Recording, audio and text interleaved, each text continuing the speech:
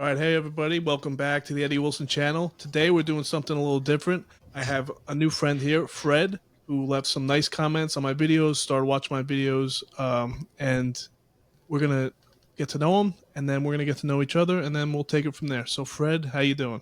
Doing great, Eddie. Thank you for having me on. It's kind of a blast right now. It's a little bit surreal, but thank you. I feel like I kind of twisted your arm and bullied you into doing this. No, no, actually, no, you didn't. No, it was when the offer was made. I was like, man, this is awesome. That's great. Yeah, So let's start just with how you found me. really, I found your channel through the Drew the Catholic channel. I saw your interview with Drew the Catholic, and was kind of hooked in right away and watched that entire episode. And then once I realized that you did have a YouTube channel, and when you were talking about some of the things that you were trying to do with the channel, I was like, I got to go check this channel out. Went right there, subscribed immediately, and then started watching some videos. Beautiful, love it. So this is why we're doing this, because I want to get to know what kind of person would click subscribe. So before we started recording, you said that you were a cradle Catholic. Yeah. So just start with your early life, your parents and your early faith. So yeah, like I said, born and raised Catholic. I'm from Philadelphia. Live in the city. Still live within city limits. I'm down in South Philly near the sports complex. But yeah, I grew up in Southwest Philadelphia, kind of a new little development down in Southwest Philly. Very, very suburban like. So it was really an awesome childhood growing up. It was really kind of suburban esque. It was row houses, right? But they were kind of like little enclaves of row houses. So growing up, yeah, I grew up in St. Irenaeus Parish. Never knew who the guy was growing up at school. So they really didn't, I don't think, do a good job of telling me who St. Irenaeus was or what he was all about or what his role was, in the church. But yeah, altar boy, from as early as I could serve, all the way through eighth grade. So I would say that we were, I don't want to say that we were deeply religious. I can't say that.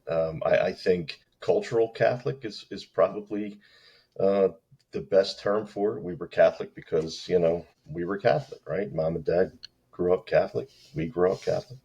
When we were at Mass with my father, what I do remember vividly is his voice. I was kind of shocked that he has a really strong booming voice, and part embarrassment, but really some pride in that too. When he was belting out the hymns and singing the prayers, it was kind of like embarrassing on one hand, but really like stirring, on the other hand.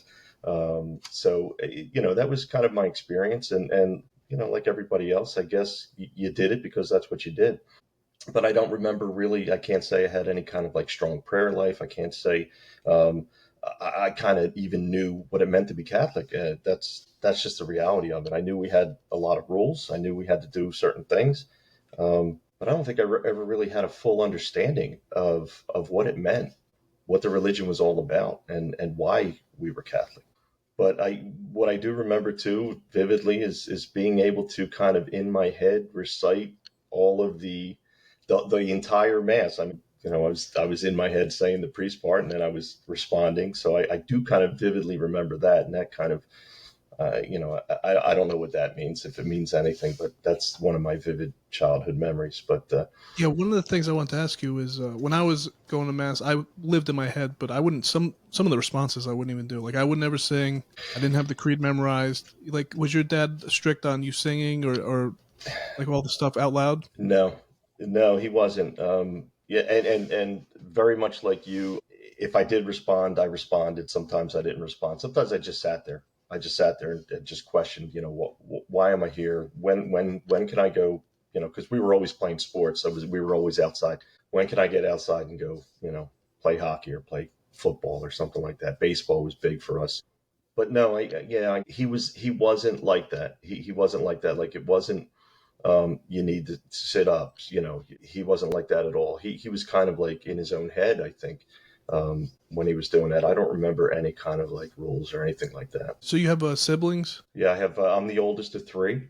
Okay. I have a younger brother, He's the middle child, and then I have a younger sister. It's She's crazy. our We have the same exact.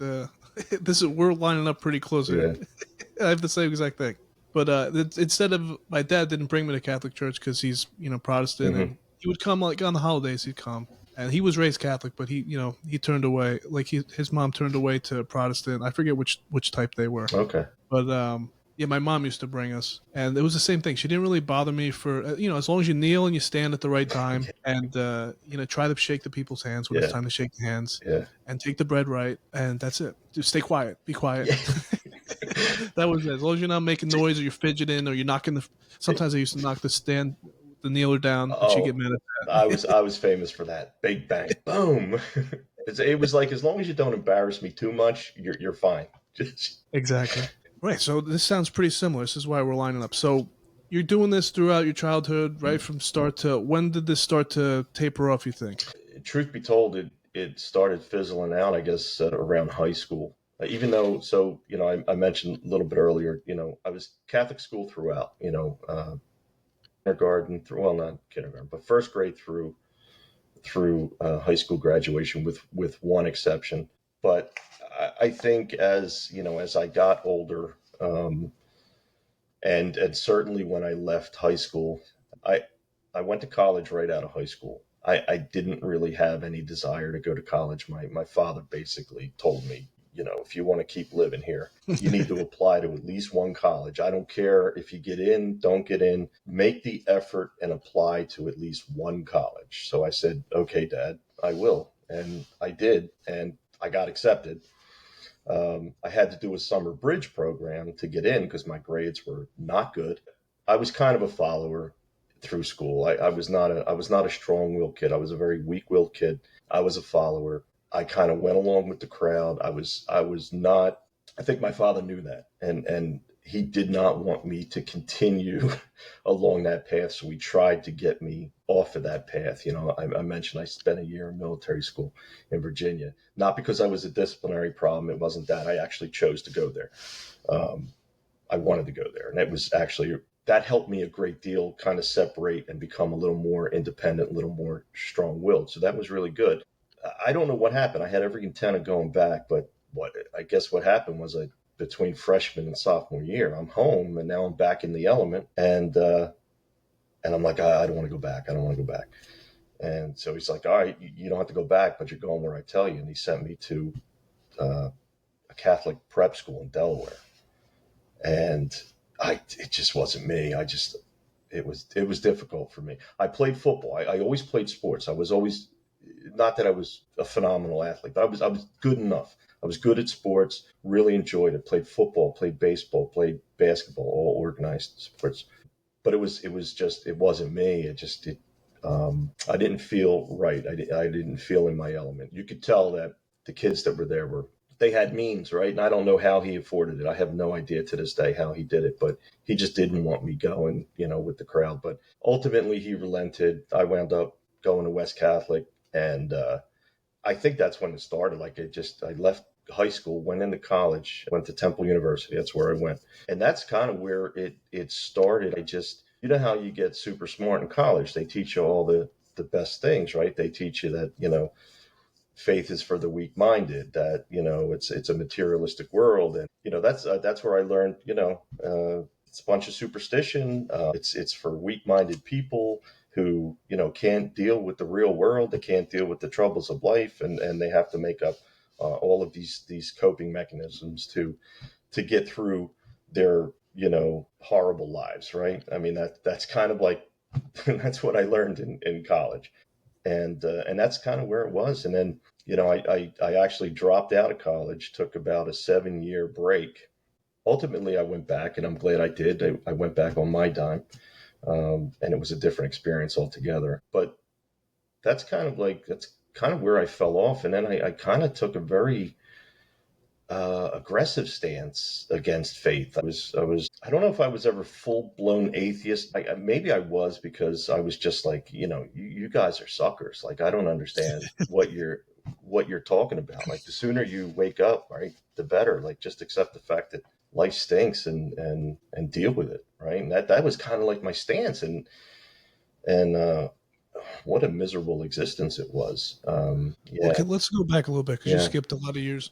I want to talk about friendship because I moved around a lot as a kid. Like before middle school, I bounced around a lot, and okay. I know what it's like to be the new kid. And like you, sports was my way to at least have some kind of interaction with Mhm. people. It was kind of positive. What was your friendships like as you're doing all this moving right before college? So my friendships were solid, like solid grade school friendships. I mean, when you know you have your little crews that you run around with, right? So I was always tight with the kids. Again, the kids like we just hung out all the time. We were in school together. We played organized sports together. We played sports just in the street and in the park across the street, like all year long. We were playing some kind of organized sport. So the friendships were strong. When the toughest thing for me when I left to go down to military school, um, when I went down there, obviously, I mean, I felt like fish out of water, but I was personable enough, right? I could converse with people, and I think when I went down there, coming from the city, and again, I'm not disparaging any other parts of the country, but coming from the city, I think I was probably a little more streetwise than some of the kids that were there, just coming in from whatever part of the country they were coming in from. So I gravitated more towards the older kids. So as a freshman, I was probably hanging more with juniors and seniors, and was sort of on their level more than like the freshmen and the sophomores. So again, playing sports really helped me form those friendships, and that was sort of my in. But like I said, I could talk to anybody. I could have conversations with folks. So it wasn't difficult to connect with folks. I had kids come up from all over the country to stay for various weekends, and it was like a whole new world for them. So the friendships were solid. Unfortunately, like everything else, as you get older, some of those you lose contact with the folks that you grew up with. But I have very strong, deep friendships. I have a friend of mine who was one of my spiritual influences. I met him 20 years ago at a random Phillies game, and we're still friends today. A guy I used to work with, 15, 20 years ago, still very close today. Like brothers, I would call both of those guys brothers. So friendships was never really an issue, kind of like you said, because of sports. Like I played sports, and that was sort of like the automatic in.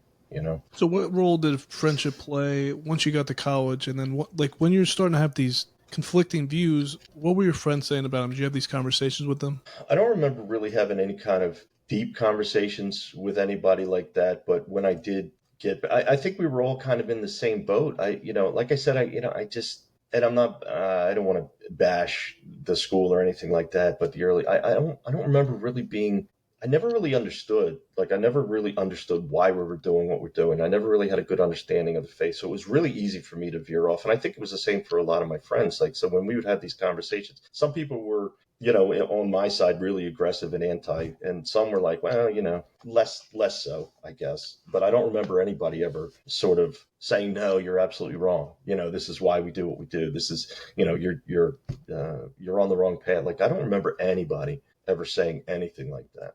And the sad thing is, like, I don't remember my parents ever pushing back on it either. Like, I would have conversations with my parents and things like that, and I just don't remember them ever saying, "No, you're just wrong. You're wrong, and this is why you're wrong." You think if they did that, how would you have reacted, like a younger you, if they were like, "Hey, no, cut it out. Like this is why this, and this." Well, I think I was arrogant enough to say, well, you just don't know better. You're just not educated. I went to college. I don't know if you went to college, but I went to college, and I'm college educated. So I think arrogant me like would have said, I know better.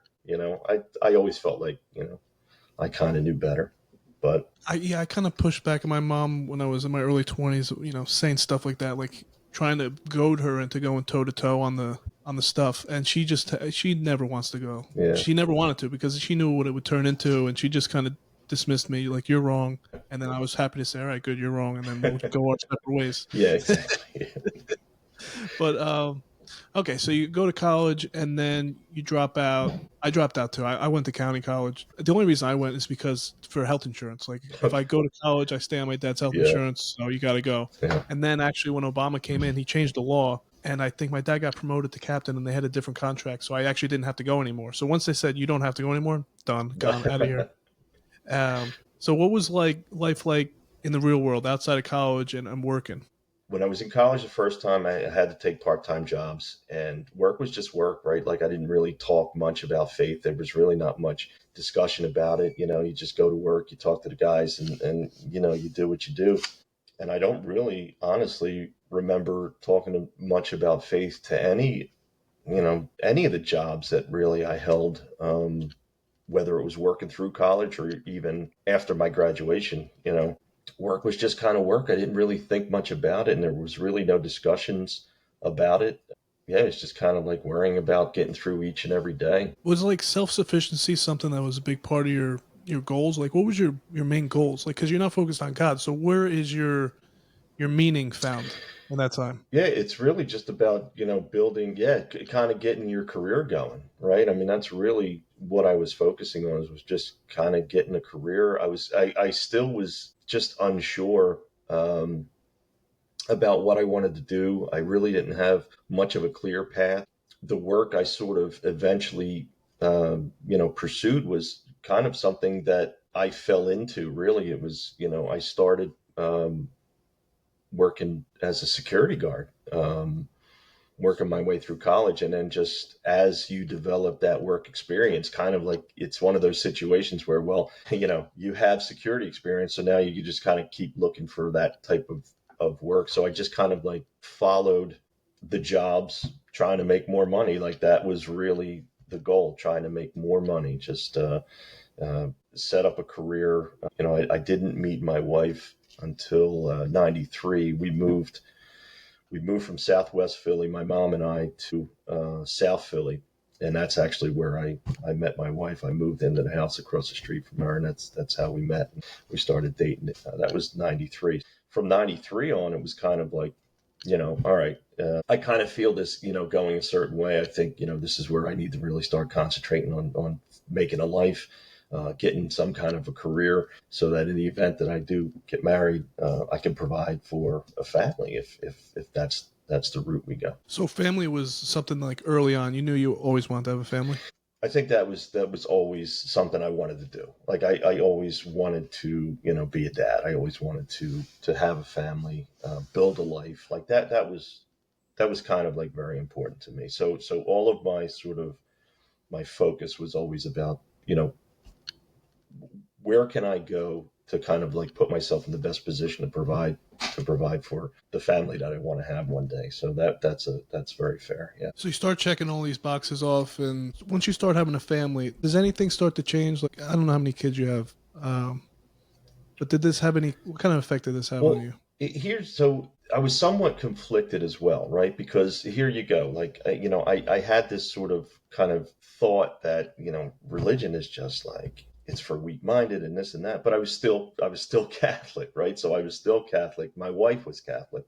Um, our kids went to Catholic school. They went through all of the sacraments. Like we did the cultural Catholic thing. It was like you have, like, this is just all right. I don't think I never got to the point where I'm like, we're not sending them to Catholic school, because I hate to say it, you know, and again, I'm an older guy, right? So I'm 57 years old. So we're going back to the, 90s, right? The public school was not an option, and they didn't have the charter schools when my kids were coming up. So Catholic school was the option, right? That was where we wanted them to go for, the safety, the discipline, and all that. And that was it. And so it was like, I'm like conflicted. I'm completely conflicted, because I'm, maybe at this point I've kind of mellowed to the point where I'm just kind of ambivalent and not really thinking about it. I don't think I was as aggressive as I was, right out of college, or while I was going the first time, let's say. So I kind of was like ambivalent about it. But my wife was like, hey, this is what we do. This is how it goes. This is what we're going to do. And we just so happen to live in an area where the church and the school is literally around the corner. So that's kind of how it went. Do you look back on that now and think, what a blessing that is that you at least, went through all that, and the grace of the sacraments, just at least just being dormant and having all these little effects on you and your Yeah, family. yeah, no, I do. I think it is a blessing, and I'm so thankful. I really am. I'm so thankful that we were able to do that. And at the same time, I have to be honest, like where I am now, and again, recently reverted. I'd say within the last year, a little over a year. It's kind of a source of regret too.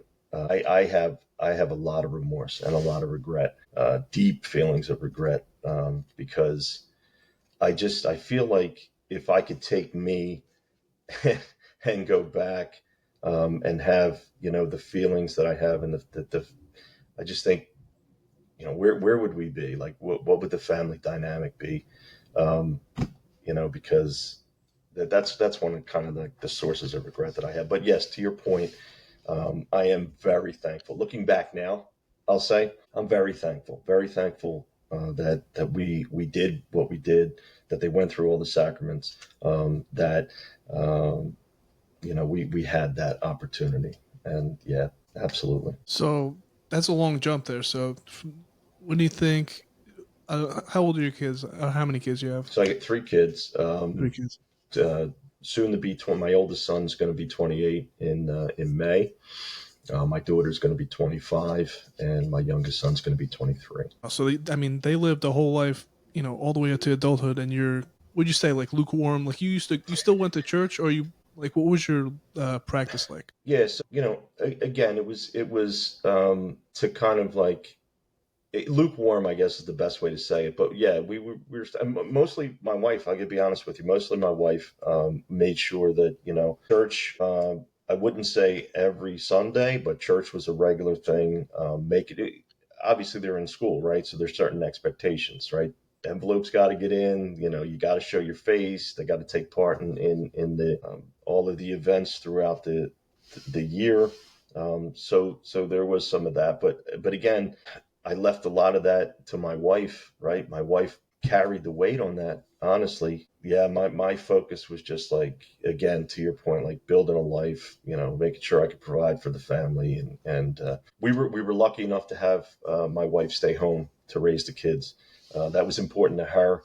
I think that was a blessing too, because she spent a lot of time with them, and like I said, she really carried the weight. She really did. She carried the weight, and I'm so thankful for that. I really am. That's a beautiful thing. What would you say your wife's faith was like back in those days? Like how on fire, like as on fire you are now. Like what? How was she comparatively? That's a hard one to say, because we never, we talked about the things and the topics that were just popped up at the time. I don't remember ever having really deep faith conversations. And shame on me, because just I never cared to ask. Like, I never cared to ask and find out, how she was doing, or if she needed anything from me. Like, again, it just goes to some of the regret that I have. I don't really remember any kind of like deep conversations about faith. I know, and like I said, I know she was holding up most of the she was the support. She was holding up that that end of it, and yeah, there really wasn't much conversation. So I don't know if she was really on fire. I don't remember her ever saying, "Hey, you should really go to church," or "I think you need to get to confession," or any of that stuff. I think we were just kind of focused on raising the family, and kind of like getting through life every day. Right. So what? There had to be some kind of change. Like was it abrupt or was it like slowly over time that was kind of pushing you towards that direction? Well, there was nothing abrupt. There was really no like watershed moment. It was slow and steady. I always had sort of a strong sense of like morality. I did feel like, a very strong sense of right and wrong. I knew that there was right and wrong. I knew, um, I could see that, and I could accept that. The other thing I always remember was having just this profound love, and appreciation for nature. And that may sound crazy, but if I was outside, if we were just on a walk, just through the park, or whatever, like, I just always remember looking around me and being just in awe of the beauty of nature. and just loving being outside and loving, and it never sat right with, like, so I guess, again, like you said, the Holy Spirit's always there. Like, we're always being called. Like, those little things, those little moments, I think, are those points where, like, they're saying, hey, tap on the head. There's more here. Like, open your eyes. Like, look around. Ask yourself questions. Like, why is this the way it is? And I could never answer that question. Like, you tell me. Like, what?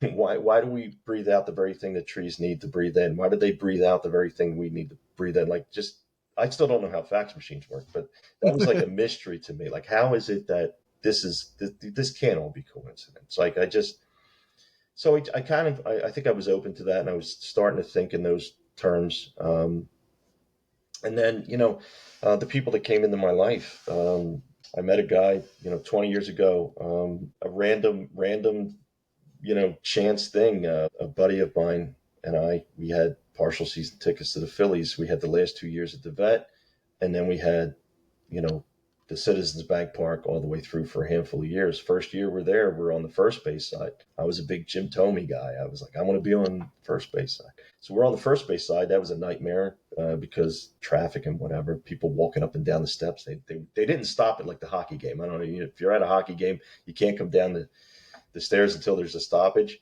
That wasn't existent in baseball. So we moved our seats to right field. And it just so happened that the guy who had the two seats next to us um, is one of my dear friends who, Protestant, man of faith, and just over the years, just conversations, just little conversations at the Phillies game, him just kind of like being loving and living the faith. Like, he literally lives the faith. There is not one thing. I could call him up 3 o'clock in the morning, tell him I'm in, you know New York City, and I need a ride home.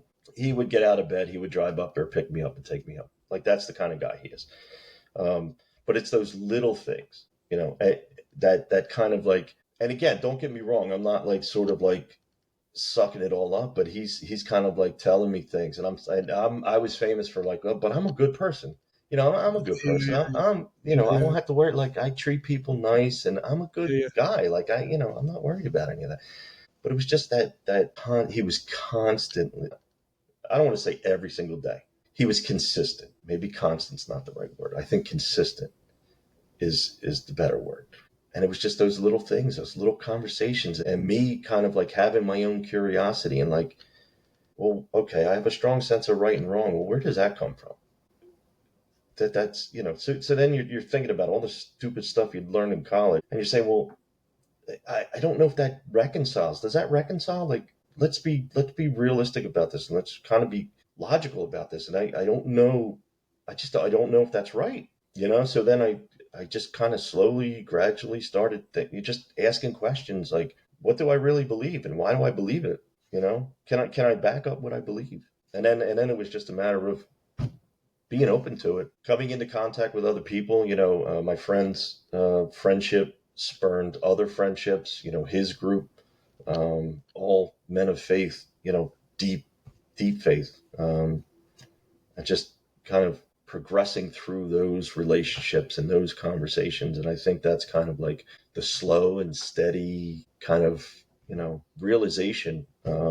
Like, hey, I think I'm wrong. I think I'm wrong. I think there is more to this. It's not superstition. It's not, and then, I guess fast forward to, like COVID, and then all of the stuff that just slowly started happening even before COVID, but all of the craziness and the sense that the world is upside down. Like, what is going on? Like, all of a sudden it's like, what is this? And then that opens your eyes to the whole spiritual aspect of it. And like, I always say this, and I've said this in the year, since my reversion, I guess, nothing made sense to me. No, absolutely nothing. The world did not make sense to me at all until I had faith. Like, once I found my faith, it just clicked. It just clicked. I'm like, yeah, there's a reason why things are upside down. There's a reason why this world is the way it is. there's a spiritual battle going on, and I'm fully convinced of that. I believe that with all my heart. Absolutely. I mean, it's like a big puzzle piece that has all these little fingers, and Yeah, it's just not lined up. And then once you line it up, bam, everything it drops into place. it absolutely does. You are so right, and it's just the most amazing thing. It's the most amazing revelation. I got goosebumps right now, and I'm kind of shaking because it's I I mean It's an untapped resource. It's like you're using all these tools, and as you had this one perfect one for the yes, job that you needed, and you're not using it, and you didn't even realize that was the tool for the yes, job. yes, absolutely. It answers so many questions, and it fills in all the blanks. Like, I tried so many different things. Like, throughout my life, as I got older, as I matured, as my thoughts changed and my feelings changed, I tried so many different things to find some kind of peace. I had a problem. I was quick to anger. I felt a sense of just alone, solitary. But the hole that we all have inside us, we try to fill it with all these different things of the world, and it just, none of it works. The only thing that works is once you find your faith, like you said, everything just sets in its proper place, and you understand, and it fills you, and it just, your spirit changes, your outlook changes, everything changes. It's an amazing thing. Well, I heard on the podcast, some podcasts. I listen to way too many podcasts, but they talk about the door to grace, right? The Lord knocks, Mhm. but He doesn't blast the door open. The No. door opens from the inside. You have to open the door to let it in, and then once you let it in, I mean, for me, it came flooding in all at once, and it's overwhelming. Do you remember like a specific time when that first rush, that feeling? Because I could touch it all the time when I first let it in, and you're like, whoa, what? Where was this? Yeah, I kind of do. Like, so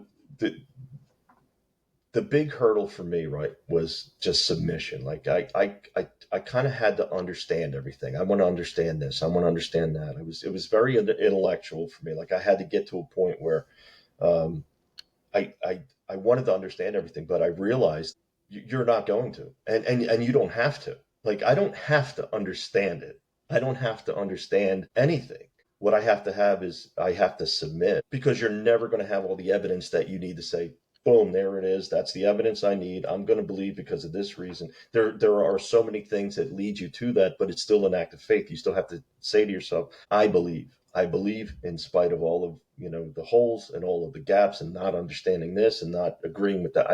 I believe that there is a God. Once I said, basically submitted myself and just said, okay, I'm at a point where I firmly believe that there is a God. My next thought was, I need to just throw myself on my face and ask for forgiveness. Like, please, it took me this long to get here. I'm sorry. You're like, please forgive me and please help me. And once I submitted like that, then the next question was, now what? Yeah, Okay, great. Like, okay, now what? Right. So again, now I'm at a point. Okay, now I'm at a point where, all right, what do I do? Because all of the influencers around me, we're all Protestant. Um, and I've been to some service. I went to one. I don't want to say I've been to services. I went to one. Like, and he kind of was like, it was early on 2010, and he's like, and I just bought a motorcycle. He had a motorcycle. He's like, hey, we're going on this ride. If you want to go on the ride, meet me up at, it was Calvary Chapel out in Chad's Ford. He says, meet me out there, or meet me at my house. We'll ride out there, and then we'll go on this ride. But you got to come to service. I'm like, okay. I was more interested in the ride, so I went, did the whole thing. It didn't fit. It didn't seem right to me. Like, I was like, it's just not me. So here I am. I submitted myself. I'm like, all right, now what? And I just said, I got to go to confession. Like, that's the first thing I need to do. I got to go to confession. I ran across the street. First Saturday I had a chance to run. I literally ran across the street, and I went to confession, and I was scared to death. When I say scared to death, I didn't know what to say. I didn't have any of this stuff. I forgot how to do it. I totally forgot how to do it. I didn't know what I was doing. I literally waited. I went in. I said, I knew this part. Father, forgive me. It's been, and then I hit him with, Father, I think it's been like 30 something years since my last confession. His first question was, why so long? I said, Father, I don't know. I mean, I knew. I didn't want to go through an hour long discussion about why I was away, but I'm like, Father, I don't know. But I need to be here. So, and he made it very easy. He was like, all right, like I didn't have to remember anything. He just asked me a bunch of questions. He just went through the whole list. Have you done this? Yes, Father. Have you done this? Yes, Father. Yes, Father. I mean, it was just yes to everything, you know. And he said, okay. He says, praise God, right? Penance for me was you got to pray the rosary. That's your penance. You got to pray the rosary. He said, do you know how to pray the rosary? I said, no. I said, but I'm going to learn. so I left out of there. And I think that was the first thing, because I literally, and everybody I think says the same thing. But I literally, when I left that confessional, I felt just free. I felt different. Yeah. And that was kind of it, you know. Sorry. No, man, that's beautiful. I cried like a baby when I went back. It's an indescribable thing that you want to share with everybody, and then people that don't know it, I mean, they just can't. You just Yeah. can't. It's Yeah. something that's indescribable. It was I mean, that was a game changer, right? That was really a game changer, because then, it just, and then from there, but again, it was still like an education. Like I still had to relearn like everything. I had to relearn everything. And the funny thing is, I wanted to relearn it. I had such a desire. I had such a desire to, like you said, you just dive so deep into it. I wanted to get into everything. Now, my wife jokes with me. She says, you do have an addictive personality, right? Yeah. And she's 100% right. I do, and I go overboard with things. I got the bike, and then all of a sudden I was, Mr. Harley, right? Like I just go overboard with things. And it was kind of the same thing, but different. I wanted to learn everything. I wanted to relearn everything. I wanted to just dig in to my faith. I was just so I was ignited. And I wanted to just fill myself with all of it, and that's what I did. So there was sort of that, okay, I'm like burning hot. Now I need to figure out, okay, let's educate myself. Let's, I, I need to take a step back too, right? I had to restrain myself a little bit, because now I need to figure out, okay, how's this going to work? What am I going to do here? Um, so yeah, I've been praying a rosary every night since, and that's the truth. Every single night, I take time. I pray the rosary. That's been a game changer for me. And mass every week, and then recently, probably within the last 6 months, 8 months, daily mass. That was really at the a seminary and at the church. They very instrumental, in some of this progression too for me, and actually gave me the opportunity to participate in some prayer services at the church, which were also, like, talk about a game changer. That was just, I could talk more about that, I guess, later on, but man, oh man. But yeah, it was a progression. I just wanted to fill myself with knowledge. I wanted to learn everything. So then I started, with reading, podcast, YouTube, the whole thing, anything I could get my hands on to try to educate myself a little more. Um, I was all in. Yeah, it's like making up for lost time. It's Yeah, like, man, I should have been yeah, doing this. I think one thing that I definitely did in my own life is to get away from that regret. Is to the Holy Spirit took us on this trip. yeah, He was here with us the whole time, and we're back. Not everybody makes it back. That's yeah, one of the scary things about it, is not everybody makes it back. It's the gratitude to know that you made it back, and to to really settle into it, because it really is a complete recalibration. You have to go back and check every nut and bolt and see, like, what is this supposed to be here? And now yeah, we have, the first time I opened the catechism, it's like, wow, it's all here. yeah, It's all here. We can take our time. Me, I got a long way to go. My kids are young. I'm trying to pace myself, because yeah, like you go hard and you don't want to burn out, because one of the things my mom was telling me is like, oh, you'll calm down after a little while, and I don't want to. I don't want. I want to keep up I want to keep up a certain pace. Yeah, I know I have the capacity for a pace. My grandfather went to mass every day yeah, for I don't know how long, decades, and I couldn't understand it for sure as a kid. When you don't have faith, you don't understand why a person is going to go every day. It yeah, doesn't make sense. Go on Sundays, and that's good. yeah. Do what you got to do, right? You're Yeah, required to do, right? the minimum. What's the minimum? I'll Right. I'll do a step above the minimum, so I'm not Yeah, whatever. But yeah. um, it's such a beautiful story. I'm thankful that you shared it with me. Uh, so now, when you have this a feeling, this faith, what do you say to your wife? It's yeah, they're interesting conversations, to say the least.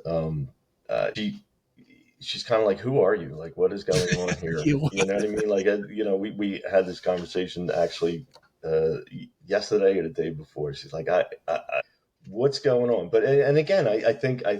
Listen, in fairness, because of like my history, like that's how it goes. Like I think she thinks it's. I don't know if she thinks it's another phase, yeah, that okay, he's going to do this for a little bit and then he'll be on to something else. But yeah, right now the conversations are all around like, who are you and what have you done with my husband, kind of thing. Like, what's going on here? But yeah, to your point, it's like I'm trying to pace myself, but there's so much. I have so much zeal, right? I just I'm trying to, like you said, make up for lost time. But I do know it's perseverance, right? You need that grace of perseverance, and I don't see myself cooling off anytime soon. In fact, I'm wanting to do more. I'm trying to do more. I'm really, like I said, I get an opportunity every Monday morning to present a Eucharistic adoration, prayer service, and that it's just an amazing feeling every time, and it doesn't get old. Every time I have the opportunity to do this, I feel something, and it's like, oh man, well, I don't know where to go with it, to be perfectly honest with you. yeah. Well, that's one of the dangers, I think, is the feelings. Like, now we have these feelings because you have this awareness of it, and some of the guys I watch now, they talk about the not letting those feelings kind of be the point of it. The feeling isn't the thing. Faith is it's an unseen. It's a miracle. It's a virtue. It's something you have to do even when the doubt creeps in, because the Hmm. doubt's always going to come creeping back in. Yeah, It's can you pray that rosary when it's starting to fade? There's no feeling, and yeah, it doesn't. Yeah, there's no feeling. It's just you're doing the rosary because you know yeah, from past experience, and because it's right, and because you're witnessing to others. Everybody in your life now is paying attention. If you shut that door again, people are going to say, "Ah, yeah, see, I knew it was just a phase." yeah, It's this weight that you have. The more that you learn, the more accountable you are. yeah. The invincible ignorance is completely gone. You don't have the ignorance. You know better. Right. And the better that the higher the standard. That's why the priest is such a dangerous occupation. People don't understand the danger and the necessity of a priest and what they signed up for. These are the arguments that I have now with people that are good friends that I've been friends with literally since I'm 4 years old, arguing with me about sacraments. Cradle Catholics that turned away, and they just see the sacraments as unnecessary. And if you're saying the sacraments are unnecessary, you're saying this priest that dedicated their life to this, to your spiritual welfare of their community, you're saying that they're, and now I feel like that's an attack. And, back when we were younger, we would never defend a priest. It's like, yeah, those guys, no, of course, they get what they deserve. But Yeah, now I'm on the complete opposite. No, you don't get to talk bad about the priest, especially the one that I know that's doing it correct, because they're doing something you have no clue what they're doing. They have no idea. And so, like, it's our job to support them as lay people. We support them. When you show up to adoration, when you're involved in the community, when you are a positive witness. That's it. That's all you have to do, really. You could take it further and further, but that it's beautiful what you're doing, and I think that's what I want to do in this community is to support each other in action, to yeah, be doers of the word, because that's what the gospel says. Not just to read it and understand it and be like, oh, I got it. That's not what it's about. It's about act it out so that other people maybe can get it. Your children. I don't know what do your kids think about this? I mean, so I'm very open with everything I'm doing. I'm very vocal. about everything I'm doing. And I sometimes when I try to, I guess, explain, I have a tendency of being a bit preachy and Mm. maybe slightly judgmental. So I'm trying to just I'm trying to live it and be a good example without so much of the, well, you should be doing this and you should be doing that. Like, if I'm asked and there's a discussion about it, I will be absolutely open and honest and say, well, listen, there's a right way of doing things, and if you want to be a practicing Catholic, there are things that are required of you. Like, there are certain things that we have to do, right? But I'm very open about it. Every night they see me praying the Rosary.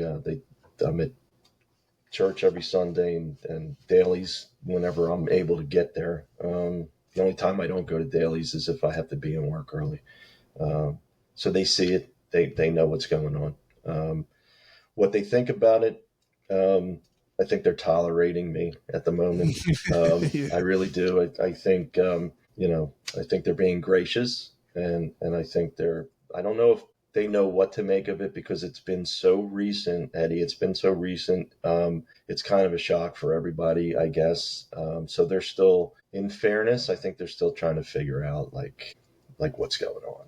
Yeah, for sure. It is definitely a change. I've had many conversations with my wife about it because, unlike your wife, my wife kind of followed my lead. Like, we met when we were 21, and she was teaching CCD when we met, Okay. and I slowly pulled her away from that. And you just kind of like, not that it's a bad thing. I thought it was a great thing. I loved the idea of it. It was just a green flag, like a trustworthy Mhm. thing. Like, somebody that's going to teach CCD to strangers is that's good. Yeah. That's a good girl. So I'll take you away from there. That's unnecessary. It's good that you did that. Now hang out with me. And but once I started going back, once we start doing the sacraments for the kids, Yeah. and once I start to say, "Hey, did you ever read this this Bible? There's some good stuff in here." And Yeah. then once I open up the catechism, and I seen they got rules for the wife and the husband. I'm like, "Ooh, look at these." It says right here, dear. Yeah, right. So she's been on this journey with me, and she's definitely not on fire like I am. And I'm kind of I've been in this like a year longer than you, so I'm still brand new too. Yeah.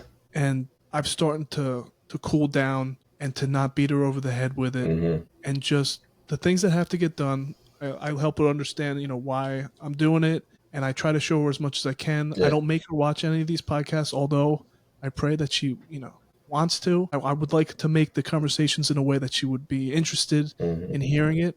I read the Bible to the kids. Sometimes she pokes her head in, stuff like that. Sometimes I say, "Hey, you want to read a story?" Yeah. And she is softening, but it is such a hard thing because she has to open her own door. I can't blast her door open, even though you Right. want to. Probably for your kids, it's the same thing. Like, I want them all to have it, and it's not up to us. None of it's up to you. That's None of it. All you yeah. could do is your witness and pray. Like, you're already doing the prayers, and the Holy Spirit's doing the work already working on them. And I feel like the more people you surround yourself with, you had that in your own life. The more men of faith that you're Hmm. surrounding yourself with, it starts to soften you. And these guys that I've been talking to, that I'm with, the Knights of Columbus, that never turned away. It seems like they always had these other men around them, men and women that were supporting them, and they didn't even realize the protection that they had. And now I'm starting to try to do the same thing. I'm trying to surround myself in an online community of people that understand, that went over that hump, and we're not safe. It's just as dangerous. We can turn away, unlike what the Protestants think. I think we can turn away because I know what it's like to turn away. And I know if I did it once, I could do it twice. So we're hold each other accountable to give encouragement. You being on here with me gives me encouragement. This past week, I've been sick. I got a stomach bug. I was in bed for 3 days, and you start to lose a little momentum. You're Yeah. like, do people even care about this? Who's even watching this? Why am I doing this? I want to quit. And then I come on here and have a beautiful conversation, and I can't quit. We need to help each other, find more of each other, and talk to each other, encourage each other. And that's what changes the culture, because there are people that are just floating with the cultural winds, and the culture towards Christianity, towards Catholicism since the 90s, it really went downhill, like bad, bad, bad. And I feel like the tides are shifting. Everything's starting to shift, and we could help shift it. We could help even more, and the next generations.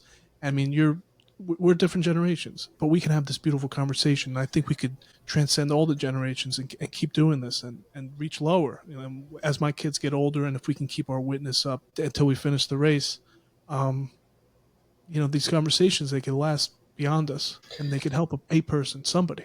Yeah, it's a beautiful thing, and yeah, it's tough. Like, especially in this kind of medium, you wonder, is it worth it? But I think it really is. I think it's so worth it. And again, like you said, if you can just make this kind of connection, like a connection, and then there's another person out there that you can connect to, and if we can be a support for each other and be really actively engaged, but to your point, having people around you, to bolster you, to pick you up when you fall, to encourage you when maybe you're losing a little bit of that steam, pray for each other, like the power of prayer, and coming together as a group and praying as a group, and praying for the community, praying for reversions and conversions, and I think it's so important to have just a strong, solid, like to your point, you have a good, strong, solid group of people, men, women, the kids, younger kids, just have a good, strong community, helping each other out, providing support, um, praying for each other. Like that's just so super important. I couldn't agree more.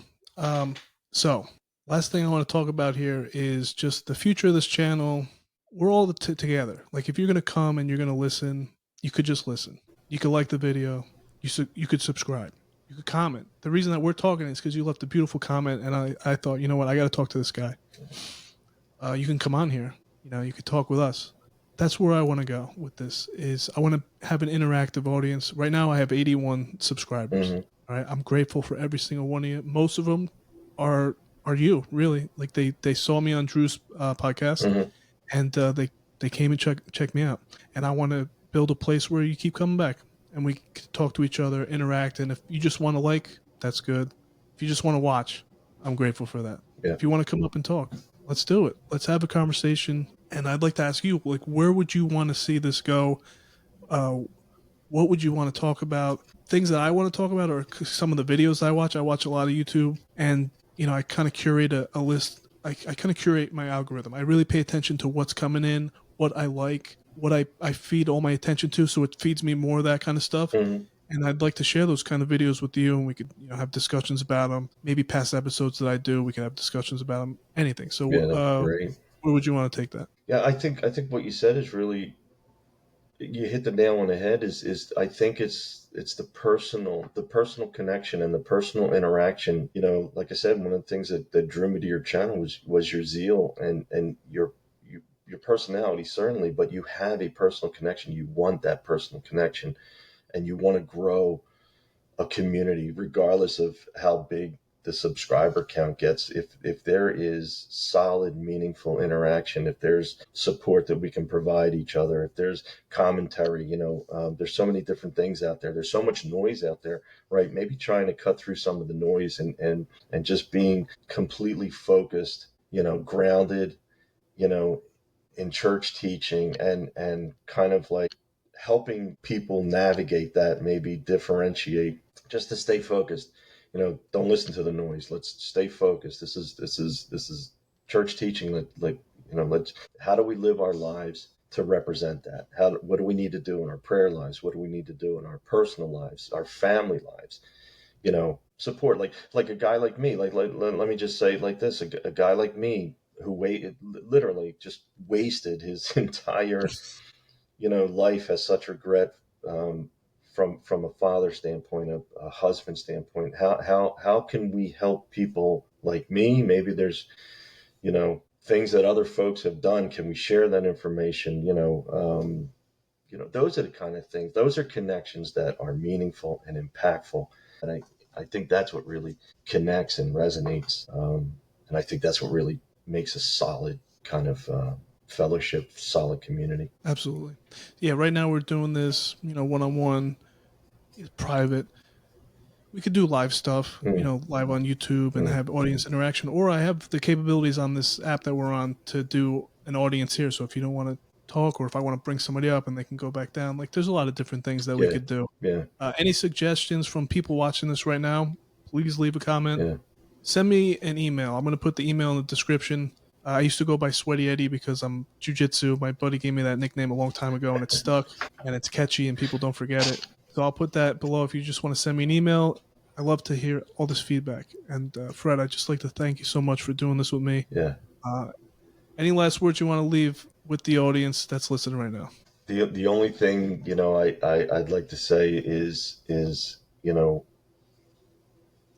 explore it, right? If you feel the draw, if you feel if you're being called, if you're curious about it, just pursue it.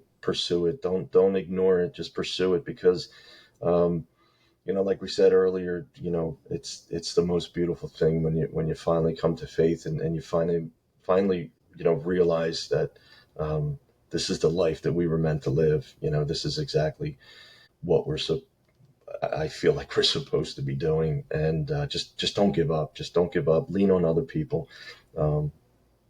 We're all here to help. So yeah, just don't give up. Just keep going. Exactly right. Beautiful. All right, Fred, I'd like to thank you so much. This is definitely not going to be the last time we talk. And for everybody listening, thank you so much. And we'll see you next time. Thank you, Eddie.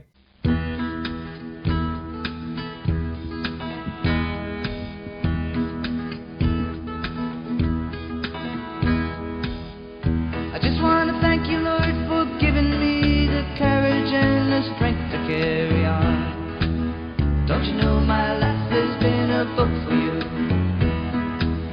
Reading all the chapters, making mistakes my whole life through. I just want to thank you, Lord, for forgiving me my iniquities of my own. Don't you know I hate it when I go